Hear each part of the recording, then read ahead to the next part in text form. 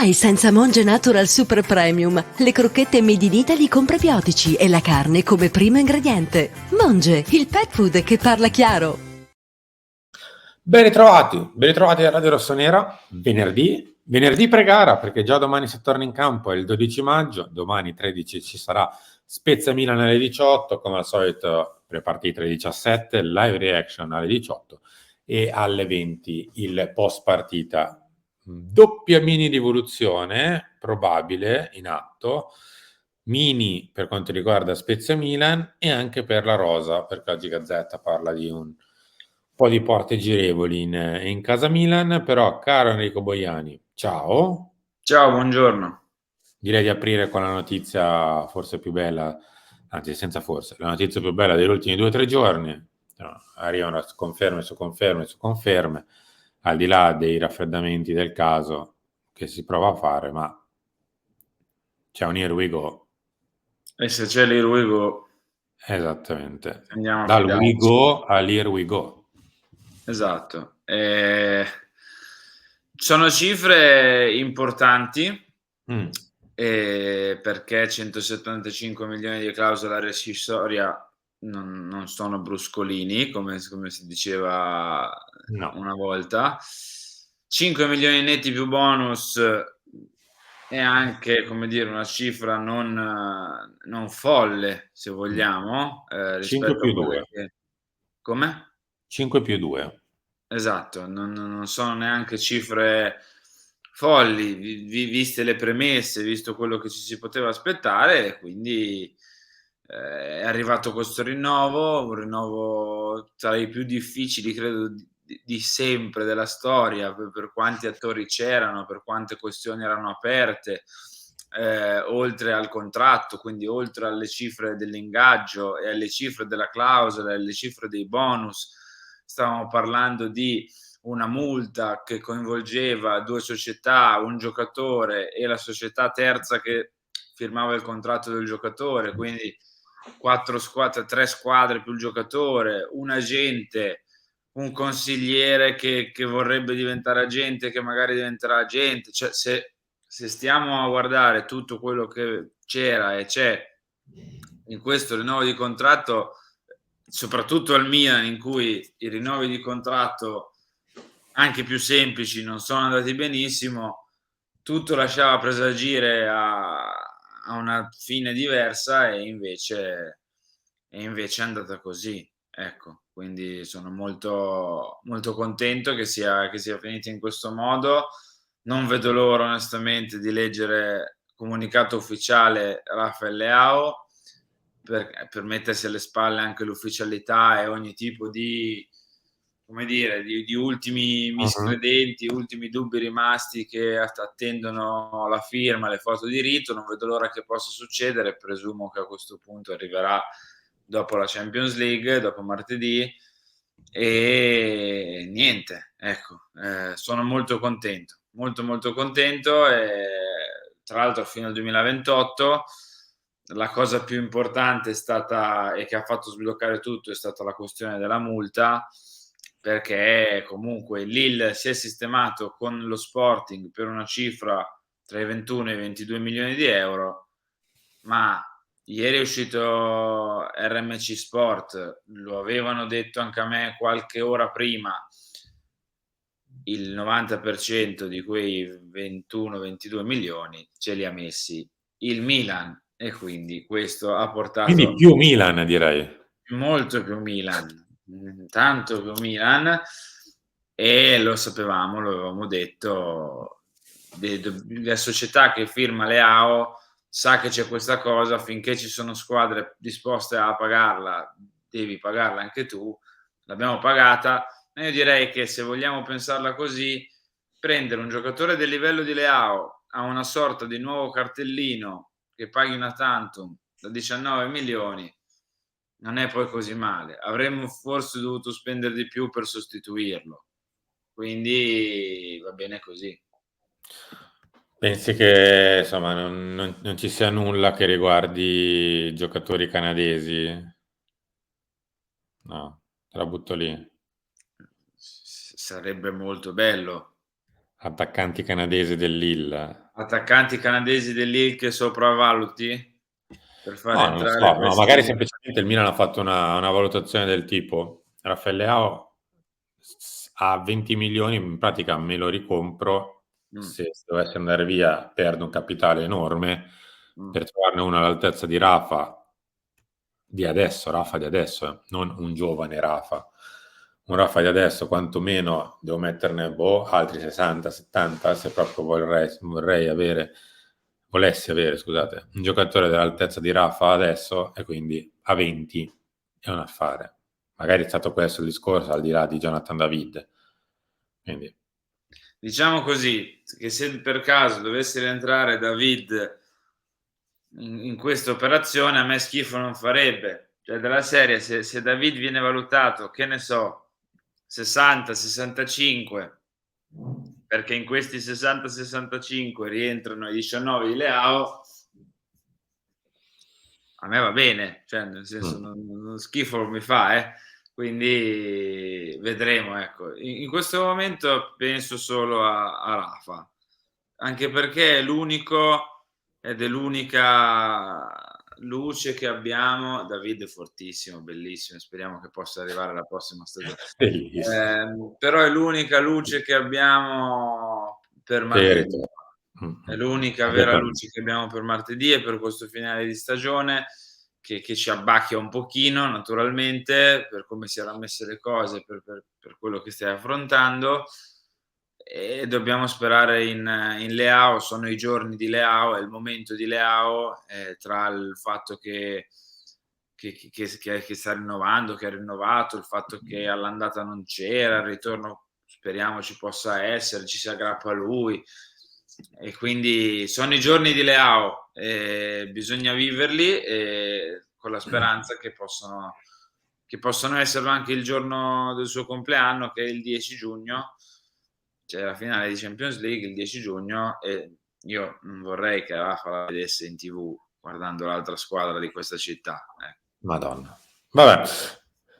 Caro R, ci sono due piccole grandi rivoluzioni, una per Spezia e una per il prossimo mercato. Una per la formazione, una per la rosa della prossima stagione. Io direi di partire con una notizia non particolarmente positiva. Aspetta, non mi ricordo se l'ho messa. Sì, eccola qua. Benasser, che guaio, stagione finita, Pioli deve ripensare la tre quarti del Milan, sarà operato, si legge in basso, al ginocchio tra oggi e domani, probabile ritorno tra 3-4 mesi, quindi il tecnico perde il pilastro, il Milan perde un giocatore importantissimo, sì, per le prossime 4-5, ma anche per tutta l'estate, quindi sarà una preparazione un po' a parte per Isma. Un guaio che all'inizio, quando abbiamo visto il contrasto, sembrava poca cosa, sembrava quasi una sorta del il più classico ginocchio contro ginocchio, che fa molto male, al massimo ti dà un po' di gonfiore o al massimo una piccola distorsione, qualche settimana ed è finita lì. E invece operazione in artroscopia e arrivederci alla prossima stagione inoltrata. Sì, è ovvio che ormai questa stagione Isma l'ha finita, è un duro colpo che non ci voleva, soprattutto per la partita di martedì, e la Ma speranza è intanto vi faccio che, vedere la probabile, che non ecco, c'è Isma. ovviamente non c'è Benasser, la speranza è che, come dire, possa essere ininfluente l'assenza di Isma, anche se invece lo sarà, perché è stato uno dei migliori alla fine in questa stagione, ecco, e bisogna dargliene atto. È ovvio che hai il tempo per recuperare per il prossimo anno, Benasser ha rinnovato anche lui il suo contratto, quindi sarà un perno fondamentale. Arriverà, credo, più o meno, anzi tornerà a disposizione nel periodo del ritiro, su per giù o qualcosa di simile, magari anche un filo più avanti, quindi dovremmo capire cosa potrà fare con la preparazione dell'anno prossimo, però l'augurio naturalmente che guarisca intanto, che stia meglio, che possa poi tornare per l'anno prossimo più carico di prima. Maignan, che gioca sempre, ovviamente essendo il portiere, come aveva fatto anche a Bologna nel maxi turnover, ma Mignan c'è sempre, giustamente. Calabria, Calulu, Tomori e Teo. Allora, la coppia difensiva è scritta, perché lo vedete lì in basso. Ciao è squalificato, Kier riposa per ovvi motivi e quindi giocano Calulu e Tomori. Ci sarebbe in teoria Matteo Gabbia, ma mi sembra che da 6 mesi a questa parte, 6 no, da 5 mesi a questa parte sia un pochino uscito dalle rotazioni. Da quando abbiamo chiuso l'episodio della difesa 3 è uscito completamente dalle rotazioni, dalle scelte. Quindi Calulu Tomori e Teo a sinistra, non Ballo Touré, ma Teo. Teo che aveva riposato poco prima della Lazio, quindi in pratica fa Lazio-Inter, Spezia-Inter, ma vabbè, ci può anche stare. Tonali e Pobega, l'unico che potrebbe dare nel caso una mano è Aster Vranks per far riposare Kronic, tolto l'infortunio di Benasser, ma credo che il mister non voglia fare un turnover eccessivo, visto che davanti, tra l'altro, ci sono Messias, De Ketelare, Orighi e Rebic, e 3 su 4 sono giocatori che non giocano tendenzialmente, cioè De Ketelare, Orighi e Rebic. Quindi, se non vuoi proprio completamente snaturarla, da metà campo in giù, qualche titolare in più va messo, e quindi questa è la probabile per Spezia, un turnover un po' più limitato. Sì, lo avevamo detto, anche se arrivati a questo punto, Simo, come dire, è anche difficile star lì a fare non pronostici, però a sbilanciarsi su cosa possa accadere. Per me in questo momento il Milan è un po' in una bolla e sarà in una bolla fino a martedì. La partita di domani è una sorta di, non intralcio, però una sorta di, non saprei neanche come definirle, di Però Henry, io impegno. ti faccio una domanda. Il Milan è in questo momento quinto, quindi in teoria è fuori dalla Champions League. Potrebbe essere virtualmente quarto con la penalizzazione della Juve. Se dovesse perdere punti anche a Spezia, la testa dei giocatori, che già non mi sembrano particolarmente tranquilli e in qualche caso sono anche entrati in campo con un po' di paura, come la vedi se vanno in No, campo sono che d'accordissimo sanno di con te. avere un mezzo piede fuori dalla Champions dell'anno prossimo se perdono punti anche a Spezia? Un mezzo piede, perché comunque ci sarebbero altre 3 partite, ma un piccolo passo indietro lo fai con una montagna da scalare in Champions per arrivare in finale. Cioè, la partita di Spezia moralmente Ti vale serve. quasi più del campionato, ti dirò. Lo so, ma infatti, allora sono d'accordo. Il punto qual è? Il punto è che non dobbiamo viverla noi così. Cioè, il fatto che sia in mezzo a queste due sfide, la prima ti ha tolto un sacco di energie mentali, ma non perché hai fatto una partita incredibile, anzi per l'esatto contrario, perché ti ha buttato giù. La seconda è subito martedì, ne mancano 5 di campionato, giusto? Se non sbaglio, 5, no, forse 4 Questa addirittura. è la quart'ultima. Ecco, è un momento un po' strano, cioè manca poco per finire e non sai se finirai benissimo, ok, o malissimo, cioè è strano, è molto strano. Quindi vediamo come va domani, la vivremo tutti insieme in live reaction. Ho la speranza che insomma ci possa essere una sorta di piccolo bounce back, no? Lo chiamano in Formula 1, comunque lo chiamano in inglese, cioè che possiamo subito ripartire dopo una sconfitta che è stata veramente pesante. Chiudiamo con quello che scrive oggi Gazzetta. Possibili 10 AD. Pioli cambia, sale Arnautovic, in mezzo piace Loftus-Cheek. In realtà, oltre alle entrate di cui si parla magari nella spalletta tra Chukwuemeka, tra Ancora. Palacios, tra Loftus-Cheek, Arnautovic, eccetera, si parla molto delle partenze. Le 10 partenze, queste sono quelle che indica Gazzetta. I 2 portieri, quindi Tatarusano e Mirante, con Sportiello che sappiamo sarà il secondo portiere del Milan insieme a Mike Maignan, A quel punto ci sarebbe da prendere il terzo, a meno che non resti Vasquez, ma Vasquez... Era quella voce sul giovane francese Reyer, non mi ricordo il nome di preciso. Sì, potrebbe essere lui, più che altro perché Vasquez, essendo extracomunitario, ha quella fantastica casellina sopra la testa di slot liberabile per il mercato estivo. E quindi, insomma, non credo resti. Dest è sparito, non lo rivedremo Tornerà a credo più se Barcellona. non in un'altra maglietta, con un'altra maglia. Avevo letto che poteva interessare all'Union Berlino, ma ci riguarda poco, tanto ritransita dal Barça nel caso va via un'altra volta. C'è Ballo Touré, che la Gazzetta dà più del 50% in possibile partenza. Ballo era arrivato 2 anni fa, sì. Questa è la sua seconda stagione al Milan? O la terza? Oddio, Cavoli. ho un Forse la vuoto terza. totale. Credo sia la seconda. No, la seconda. La seconda, quindi rimarrebbero poco meno di 3 milioni a residuo. Ma potresti anche pensare di venderlo, devi comunque trovare un'alternativa mettendo qualcosina, e in tutto ciò, se vai a contare quanti altri potrebbero partire e quanti altri ruoli devi coprire, non so se ci sia la volontà di quest'estate di prendere anche un vice Teo, ma andiamo avanti. Bacca parte per scadenze di contratto, grazie al signore. Adli Partirà.